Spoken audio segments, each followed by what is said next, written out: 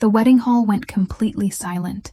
Not the peaceful kind of silence during vows, but the terrifying kind when everyone realizes something is very, very wrong. All eyes turned to the woman in the simple black dress sitting quietly in the back row. She hadn't said a word. She hadn't caused a scene, but somehow, her mere presence had just destroyed everything. My name is Emma, and this is the story of how I attended my ex-fiancé's wedding and accidentally revealed the truth that changed everything. It started 3 weeks earlier, when I found a cream-colored envelope in my mailbox. My hands trembled as I recognized the handwriting. David, my ex-fiancé of 5 years. We'd been together since college. Everyone called us the perfect couple. We'd planned our entire future together. The house with the blue shutters, 2 kids, a golden retriever named Max. I'd even picked out my wedding dress. Then, 8 months ago, he ended it, via text, while I was at my mother's funeral. I'm sorry, Em. I can't do this anymore. I've met someone else. The someone else was Victoria, his coworker, 23 years old, blonde, and according to her Instagram, a lifestyle influencer with 12,000 followers. They'd been having an affair for 6 months while I was caring for my dying mother. So when I opened that wedding invitation, yes, he actually invited me to his wedding, I should have thrown it away. I should have blocked his number. I should have moved on. But I didn't, because 3 days before I received that invitation, I'd discovered something that changed everything. I work as a financial analyst for a mid-size investment firm in Boston. It's boring work, mostly auditing accounts and tracking transactions, but sometimes boring work reveals interesting secrets.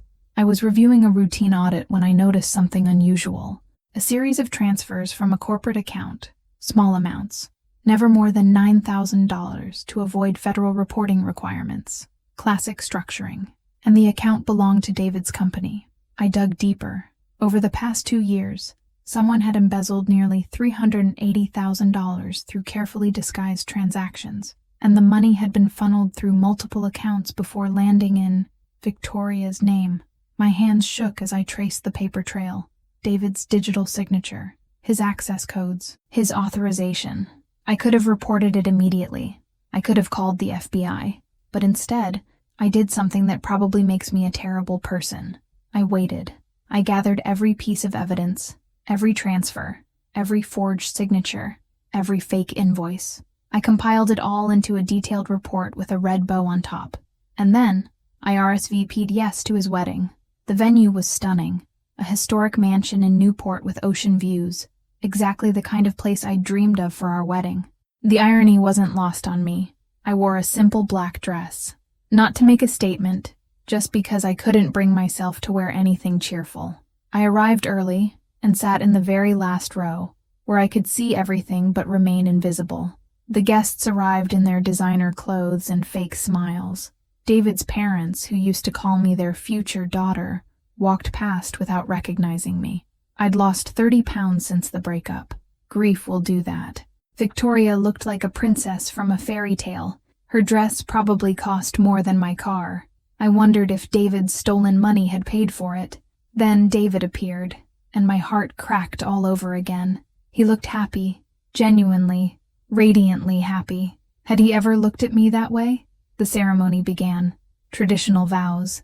She promised to love him in sickness and health. He promised to cherish her forever. The officiant reached the part everyone jokes about but no one expects. If anyone has reason why these two should not be wed, speak now or forever hold your peace. Time seemed to slow down. This was it, my moment. But I didn't stand up. I didn't object. Because at that exact moment, someone else did. I object.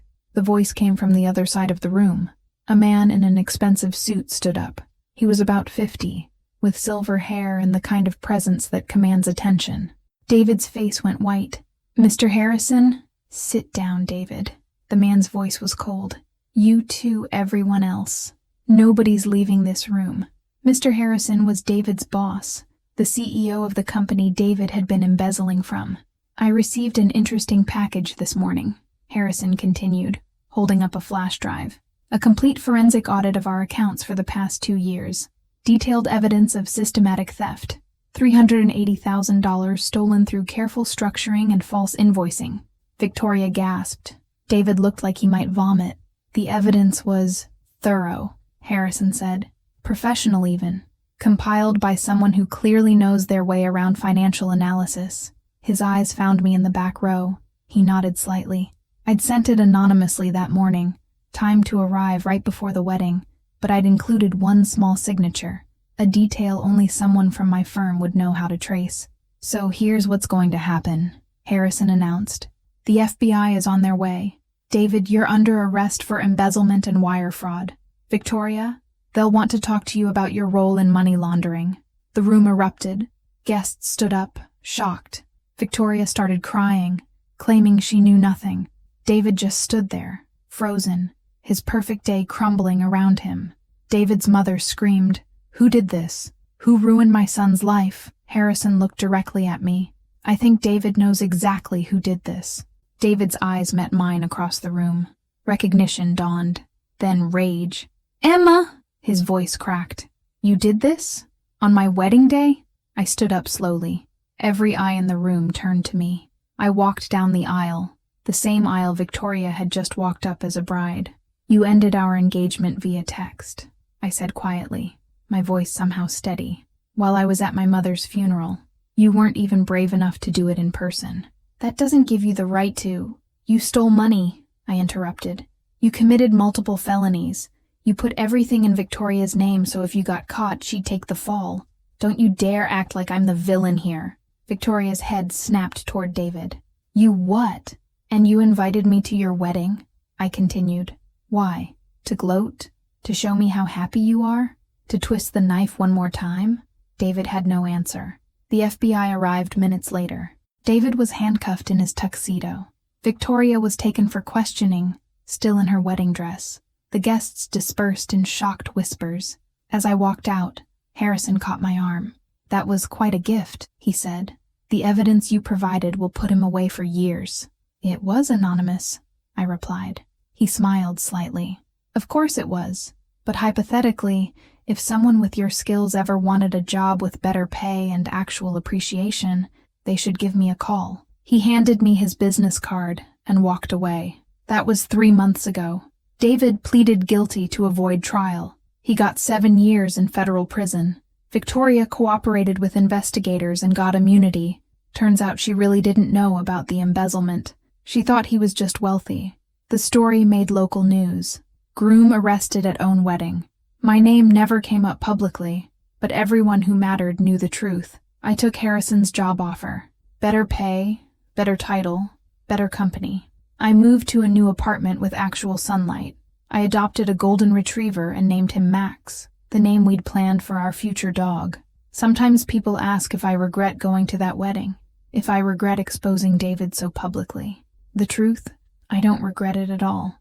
On that day, David finally understood what it felt like to have everything you love ripped away in an instant, to be betrayed by someone you trusted, to watch your future disappear while everyone stares.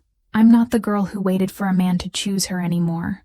I'm the woman who sat silently in the back row and watched the truth unfold. I attended my ex's wedding in silence, and when the room turned cold, it wasn't because of anything I said. It was because the truth arrived.